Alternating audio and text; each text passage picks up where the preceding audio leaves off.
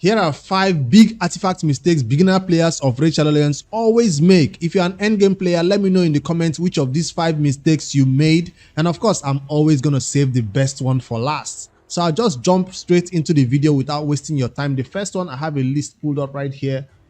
I'll go over to your starter champion. I don't care whether you started with Kale, Galek, Atel. Newer players always kind of find it hard to give that beginner player, your starter champion, his best artifact, which is the lifesteal you start with. I know I'm starting with basic one. It's gonna get more advanced, but this is one bigger mistake that a lot of players make, and they are not able to, because of this mistake, they can't get to brutal 12-3 as fast as possible in 1 week or less. So once you get those 4 artifacts, the boots, the chest, and the glove on your starter champion, Kill, Atel, whoever you use as your starter champion, they can begin to farm and keep themselves alive. So that's one big mistake that people used to make in the early game. They give those artifacts to some other players, to Deacon, to some other person. Maybe they have attack, or you just got this new champion, Sun Wukong, and they give their life steals to those champions, and they end up staying or fighting the campaign with 2-3 champions who are already full HP. So if you give your starter champion his lifesteal gear, 4 pieces is all you need. 4 is all you need. He can begin to survive and get you to brutal 12-3 faster if you get the masteries and all that. So that's the basic one right here. So you can see even my noob to pro is older now, but we're still rocking the lifesteal because it's the best one for that early game stage, where is that starter champion you're using everywhere, in all dungeons, in clan boss and everywhere. He needs that lifesteal, or she needs that lifesteal if you're using Elhain or Atel, and then they can survive longer. So that's the first one out of the way. So don't give your beginner lifesteal that the game gives you for logging in for 5 days. I think each day you get 1 lifesteal, and eventually you'll be able to put 4 lifesteal set on that champion: boots, chest, glove, and helmet. That's all you need. The other 2 can be any random gear, as you can see me using right here. So let's get that one out of the way, because that's one that a lot of people make. And let me know in the comments if you made this mistake as a beginner player. I never made it because I relied on other content. All right, the next one is multi-battles filter. This one is kind of new to Raid, and if you're new to Raid also, you might make this mistake when you're farming the dungeons. You go over to your dragon. Oh, I want to farm dragon. You see that there's a new multi-battle feature right here. You don't just hit start, because that will require you to sit there and hit start. You click the multi-battles. That means you can put a number of runs and walk away and come back. It's all done. Then you see the gear selling filters right here. Newer players, you have to be very careful with this filter. Why?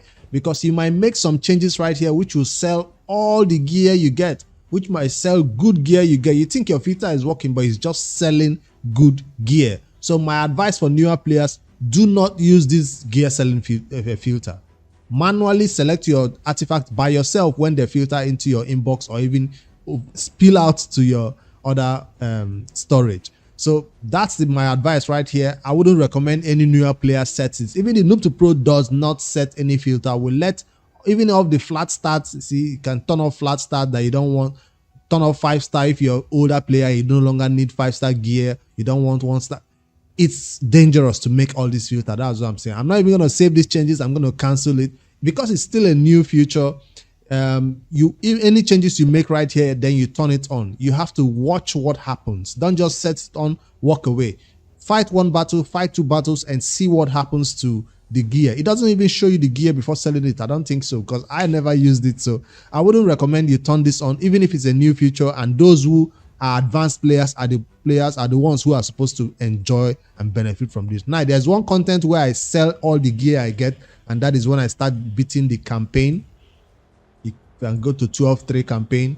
I sell everything with my filter right here. If I'm farming this, if you see multi battles, I can turn it on and I sell everything because I don't need it. See, everything is sold right here. Everything 1-star, because you get a lot of 1-star, 2-star, 3-star from these campaign battles, and this is the place I sell everything.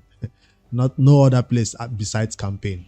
All right, so that's the number 2 point. Be careful of those multi-battles filter that automatically sells gear for you. Even if you use RSL Hopper, be very careful which type of filter you load up and use. It might be an end game filter while you're a mid game or beginner player and you're selling 5-star gear when you should be using 5-star gear.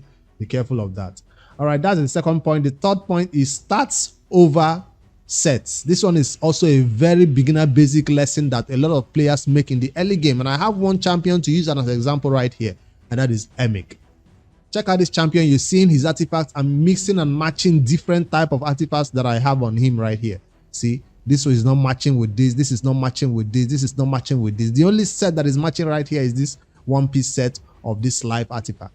Why am I using a random artifact set on this champion? Is because I'm getting a high amount of stats, which is getting me up to 84,000 HP. Now, the best set for this champion, if you check out some videos, you're building a champion, they tell you which best sets to use on the champion. But what they don't tell you that if you don't have that set, you can mix and match different artifacts to reach those stats numbers. So stats is more important than the set. That's what I'm saying. For example, if I scroll over to my immortal gear right here, I don't have good immortal gear because I recently started farming brutal and nightmare. I've not even started farming ultra nightmare, so I don't have good 6-star immortal gear.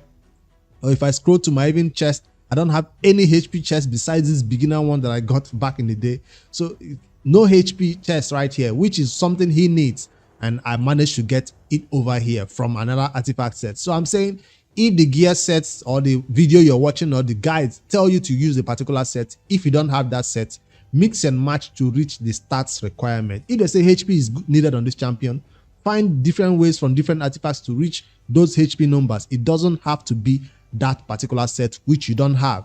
So that's what I say. Stats is more important than sets. So you can apply this to any champion you're building, whether it's a damage dealer. I show you another example. Check out my Cold Heart.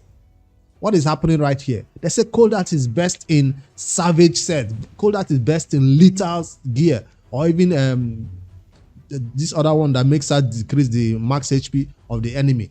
Destroy sets. So when I don't have that in the early game, I mixed and matched anything I can reach her numbers. What was I looking for? Enough accuracy for her to reduce the turn meter. I wasn't looking for crit damage or crit rate, so I was able to hit those numbers for accuracy requirement, and that's it. So at the early game, you have to use what you have to reach the damage numbers. It will take me a long time before I get to beat Fire Knight enough to get savage sets. So if you don't have that set that is recommended in the video or the guides, use different ways to reach those numbers. So that's the number 3 point right here. Stats is better than focusing on sets. Now imagine if I was focusing on set and I use immortal gear on this champion. I'll probably be at 50k or 40k HP. And that's not the best way to build your champions in raid. All right, the number fourth point, beginner mistakes that some people make is regarding the forge. You know, that first time you come into the forge and you just started playing the game that first month, and you get some of this scarce resource, rank and rarity charms. Some people waste this rank and rarity charms. Now I wouldn't talk about any of these other ones much, but these are the two I'll focus on the most. This is so hard to obtain. You don't even know how good you got it in that early time when you obtained this one. And it was maybe your first 5-star gear. This is the place most players get their first 5-star gear from. So when you come here, you're thinking, what should I forge? What should I forge? Just head straight to perception, because no matter which champions you have, you eventually have a lot of champions who need high accuracy. You don't have a banner yet. You don't have an accuracy chest yet. So the best set for you in that early game will be to forge perception set. And before you go over there and forge perception set, don't put it in 3 or 4. Always make sure you have it in 6 if you have it available. If you don't have 6, of course, in that early game, they only allow you to maybe forge 5-star gear. Save all your rank and rarity charms for this perception set. That's this point. Early game players coming right here and they see, ooh, Swiss Parry, ooh, any other one they have, resilience. Do not forge all this. The Noob to Pro has been forging only rank perception with our rank and rarity sets. That's why you see me having a lot of perception to throw on different champions. Gone are the days when you rely on accuracy gear from the dragon to meet accuracy numbers. It will take you a while to get to Spider 20 or Spider 10 to begin to get accuracy banners. So the best sets for that early game accuracy requirement, which a lot of champions will need accuracy, is this perception set, and you can save all your rank and rarity charms for it. If you've used your rank and rarity charms for other champions in the early game or for other gear sets in the early game when you did not know, comment below, let me know. But I have always used, even till today on my end game account, I'm supposed to be going to fatal and other sets, lethal I mean, for my end game account, sometimes I'm just like, I don't have enough for lethal, let me go over to perception, because you can't always have enough accuracy in raid. You think 200 is enough, there's always content that will need 700 accuracy.